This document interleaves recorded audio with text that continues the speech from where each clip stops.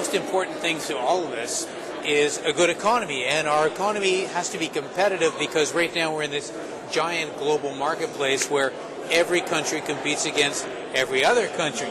And of course, that involves a lot of things. We have to have the right economic system, the right tax system, the right trade agreements, and of course, the right people running the country. And here's one of them, Robert Thibault. Honorable Robert Thibault is a critic for the Liberal Party on competitiveness. He's also a member of Parliament from Nova Scotia, West Nova, right? Nova. Which is kind of, now that's Digby, Yarmouth, Annapolis Valley. Annapolis Valley. Oh, you go over Wolfville and Kentville. Not quite to Wolfville, just short of Wolfville. Okay. So what are the big issues in your riding, Robert? Well, the big issues are the same as pretty well everywhere. The Atlantic Accord, of course, in the last budget, them abandoning their commitment to the Atlantic Accord has been a big hit for Nova Scotia. But if you're looking at all sorts of issues, if you're looking at the issues of income trust, for example, that's hitting residents in my riding. All the questions of the military spending, the military investments, having a huge potential negative impact on my riding. Of course, there's all the fisheries is big in the western part of the riding. Conservatives are threatening some changes to the Act. It can have negative aspects, it can have positive aspects, but it can have huge negative aspects also. Now they've reneged on their commitment to the Pearson Peacekeeping Centre, which is a good employer in the area. It's also the Port of Digby. They had promised to refinance, to take it over from the group that's running it now and give it back to the community.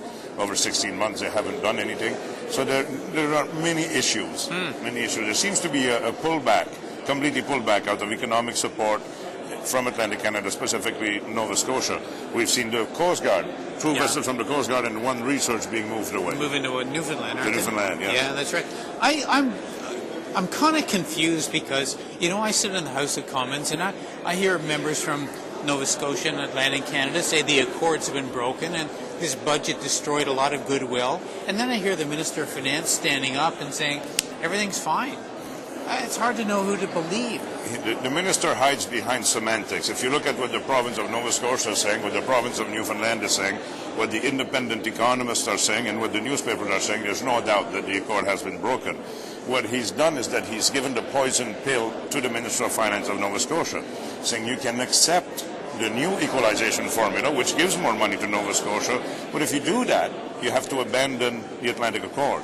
And the Atlantic Accord is a promise of the natural gas revenue and oil revenue over time for 8 years. Much longer term. And when that was done, it was with the understanding that it would be above and beyond all other programs, such as equalization.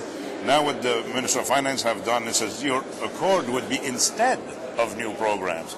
So Nova Scotia risks losing $1 billion if they go to the new equalization formula over time. In the short run, they would gain a little bit of money. They put off the decision for a year, but the Minister of Finance of Nova Scotia said yesterday that the immediate impact would be $200 million next year. When an economy the size of Nova Scotia, that's amazing. That would be like $20 billion to Ontario. Yeah, it's a lot of money. Well, why is the federal government doing that? I mean, what is the rationale? Because I know people are very upset about this. It's completely strategic. They're seeing that the accord was deemed by other parts of the country as being unfairly attractive to Nova Scotia and Newfoundland. And they had stated it in their budget last year, a one line on page 12, I believe, I don't remember exactly where, saying that the accord was not well accepted in the rest of the country. They understand that there is no electoral possibility for them in the Atlantic.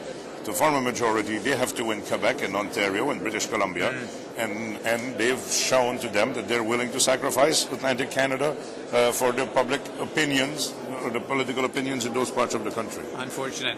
Now, Robert, on the competitiveness file, because I know you're a newly appointed critic, what are the 2 or 3 major things you're concerned with? Well, 2 or 3 that are quite recent would be the original equipment manufacturer contracts with the military, because they've included in those untendered contracts, they've included the in-service support. And under the in-service support, which were traditionally bid independently, that's what gives all the potential for the development and the continued growth of our aerospace industry. A case in point would be IMP in Nova Scotia. They hire about 2,000 people in Nova Scotia, another 3,000 in the rest of the country. They do about 50% of their work is done for the Canadian military, and the other 50% competing internationally against other competitors from the United States and others. Now there's a risk that if they're going to get the work from Boeing on these new contracts, on these new aircrafts, Boeing might force them, say in the future, If you keep bidding against us on the Norwegian market or in the Egyptian market or other markets, we're going to withdraw those contracts that you're having on the helicopters or other things of that nature.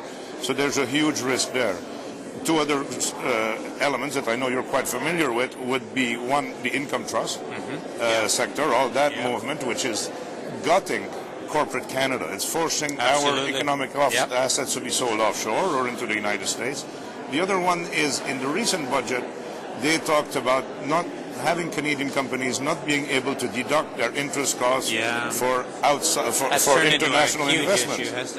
Huge issue. Yeah. And I don't think the minister understands what he's done.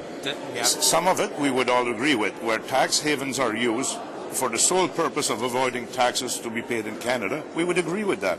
But there are a lot of instances that it's quite legitimate. For Canadian companies to operate, they have to continue to grow and expand. And sometimes the only place they can expand is outside of Canada.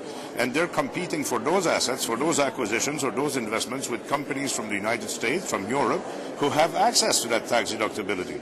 So that makes them less competitive and threatens our companies here in Canada. Before long, they will be forced to look at selling their head offices offshore or into the United States.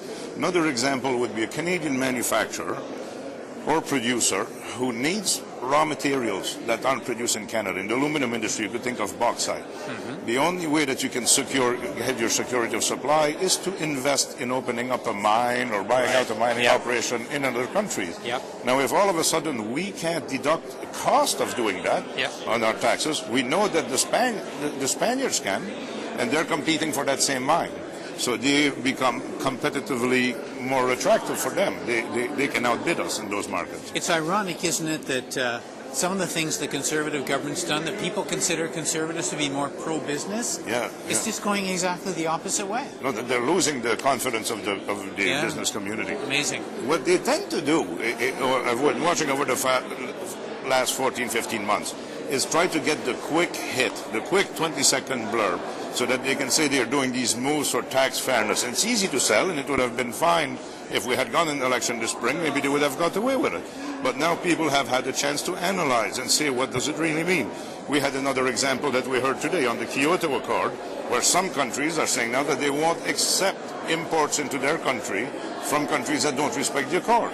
If that trend continues and that we're not at the table, we're putting again the competitiveness of our domestic industry at risk. Sounds like you're going to enjoy this portfolio. Absolutely. Okay. Robert, thank you very much. Thank you. Thanks for watching MPtv.